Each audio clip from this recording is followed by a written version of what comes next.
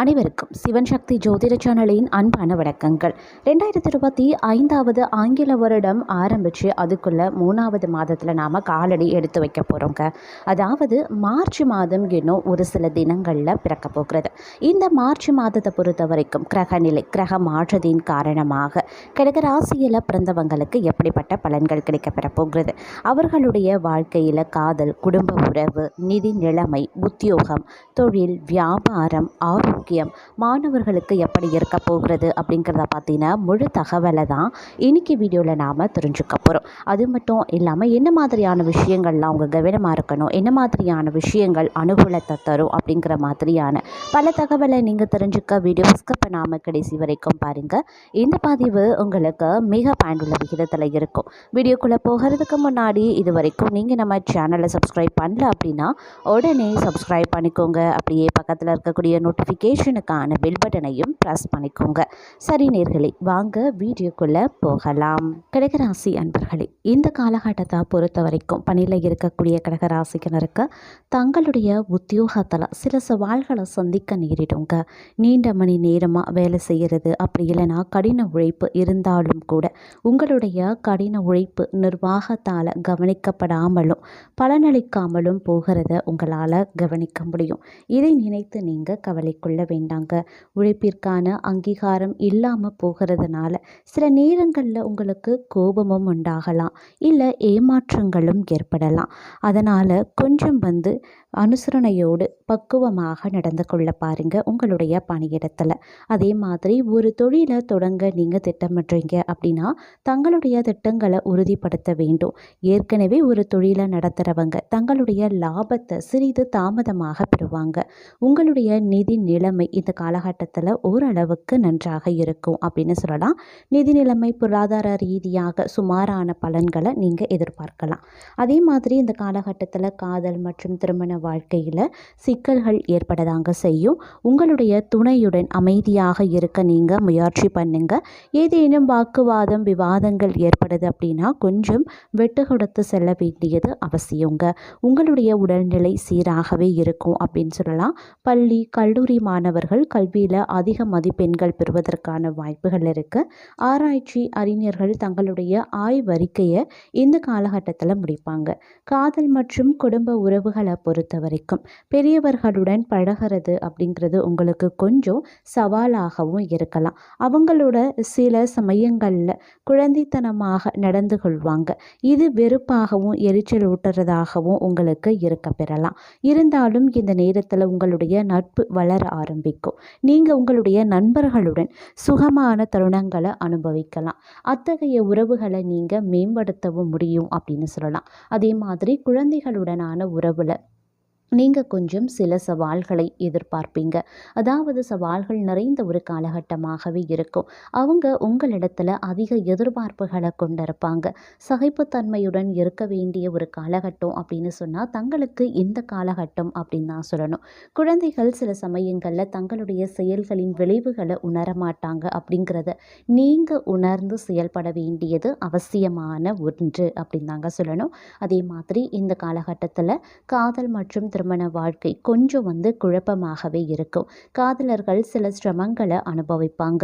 உங்களுடைய துணையுடன் நிதானமாகவும் ஒற்றுமையுடனும் இருக்க வேண்டியது அவசியமான ஒன்று. அனுசரிப்பான அணுகுமுறை நிலைமையை சீராக்கவும் தகவல் தொடர்புகளை மேம்படுத்தவும் உதவும் அப்படின்னு சொல்லலாம்.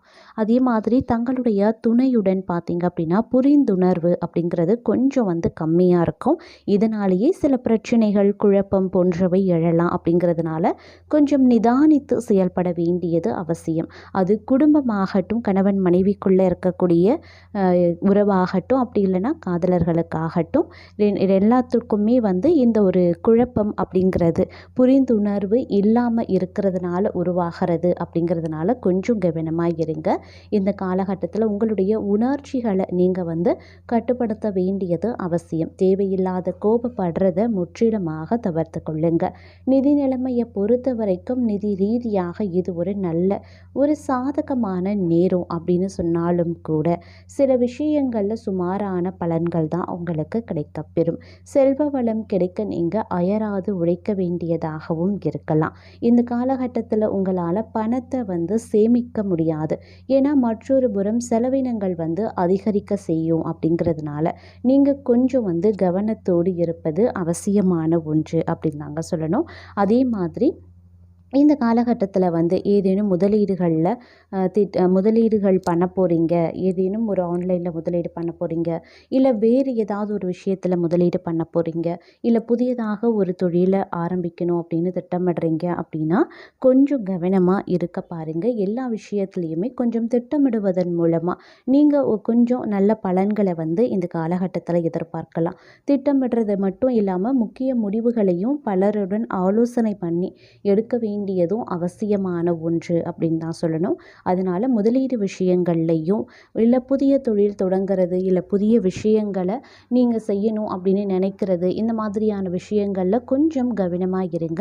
கலந்து ஆலோசித்து முடிவுகளை எடுப்பது அவசியமான ஒன்று. அதே மாதிரி உத்தியோகத்தை பொறுத்த வரைக்கும் பணியிடத்தில் முன்னேற்றம் காண சில தடைகளை நீங்கள் கடக்க வேண்டியதாக இருக்கும். நீங்கள் கடின உழைப்பை தர வேண்டியதாகவும் இருக்கலாம். உங்களுக்கான உழைப்பிற்கான பலன் இந்த காலகட்டத்தில் கிடைக்காமல் போகுங்க. இதனால் நீங்கள் தூக்கம் இல்லாமல் ஏமாற்றம் அடைய வாய்ப்புகள் இருக்குது. அதே மாதிரி தகவல் தொழில்நுட்பத்துறையில் பணிபுரிகிறவங்களுக்கு உத்தியோகத்தில் பலவிதமான நற்பலன்கள் பெற இந்த ஒரு காலம் உகந்ததாகவே இருக்கும் அப்படின்னு சொல்லலாம்.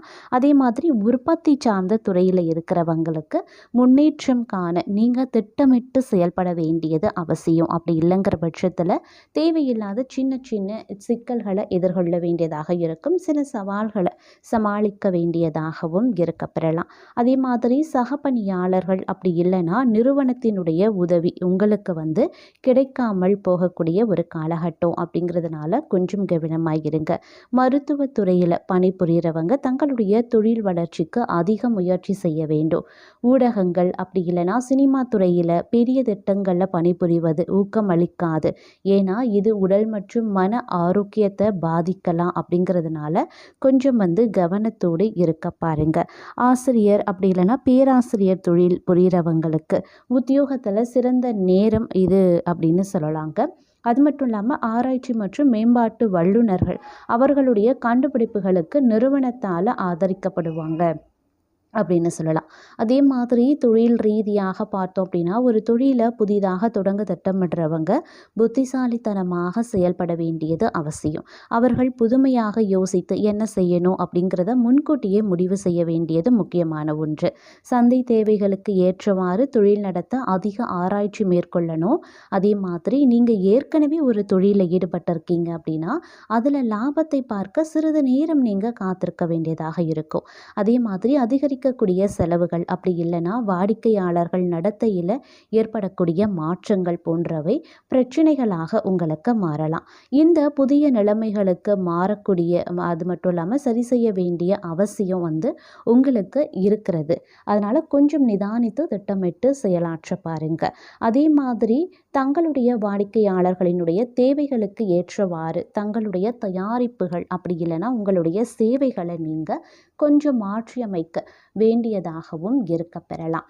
அதே மாதிரி ஆரோக்கியம் அப்படின்னு எடுத்துக்கிட்டோன்னா நீங்கள் ஒரு நல்ல ஆரோக்கியத்துடன் இருப்பீங்க. ஒட்டுமொத்தமாக ஒரு வலுவான நல்வாழ்வை கொண்டிருப்பீங்க அப்படின்னு சொல்லலாம்.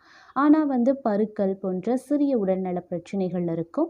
இவை எரிச்சலூட்டும் அப்படின்னாலும் கூட இந்த தோல் பிரச்சனைகள் தீவிரமானவை கிடையாது.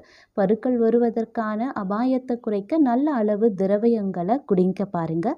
சருமத்தை ஆரோக்கியமாக வைத்திருக்கிறதன் ரகசியம் அதிகமாக தண்ணீர் குடிக்கிறது. போதுமான தண்ணீர் குடிப்பதோடு அதிக பழங்களை சாப்பிடுவதும் ஆரோக்கியமான சருமத்தை பெற உதவும். அதே மாதிரி பழங்களில் பல வைட்டமின்கள் ஆக்சிஜனேற்றங்கள் இருக்குங்க. அதனால் அவை உடலுக்கு ரொம்ப நல்லது. பலவிதமான பழங்களை சாப்பிட்றது சருமத்தை தெளிவாகவும் பளபளப்பாகவும் வைத்திருக்க உதவும். அதனால் இந்த எளிய பழங்களை கடைபிடிக்கிறதன் மூலமாக நல்ல ஆரோக்கியத்தை உங்களால் பராமரிக்க முடியும் அப்படின்னு சொல்லலாம். சிறிய உடல்நல பிரச்சனைகளில் இருந்து உங்களால் விலகி இருக்கவும் முடியும். அதே மாதிரி மாணவர்களை பொறுத்த வரைக்கும் பள்ளி மற்றும் கல்லூரியில் படிக்கக்கூடிய மாணவர்கள் சிறப்பாக கல்வி பயின்று உயர்நிலையை அடைவாங்க. அது மட்டும் இல்லாமல் அடுத்த நிலைக்கான கல்வி பயில்றவங்க ஆராய்ச்சி மாணவர்கள் தங்களுடைய துறையில் வெற்றிகரமான ஆய்வை முடிப்பதற்கான வாய்ப்புகள் கூடுதலாகவே இருக்குது. ஒட்டுமொத்தமாக கடகராசிக்காரர்களுக்கு இந்த காலம் அப்படிங்கிறது ஒரு கலவையான நிலைகளை கொடுக்கும். அப்படிங்கிறதுனால நீங்கள் நிதானித்து திட்டமிட்டு செயல்பட வேண்டியது அவசியம். எல்லா விஷயத்துலையுமே கொஞ்சம் பொறுமை காத்திருப்பது ரொம்ப ரொம்ப முக்கியமான ஒன்று அப்படின்னு தாங்க சொல்லணும். இந்த காலத்தில் தங்களுக்குரிய பரிகாரம் அப்படின்னு பார்த்தீங்கன்னா, வெள்ளிக்கிழமை தோறும் அம்மன் கோவிலுக்கு சென்று அம்மனை வழிபட்டு வருவதன் மூலமாக சுபமான பலன்களை நீங்கள் நிச்சயம் எதிர்பார்க்கலாம்.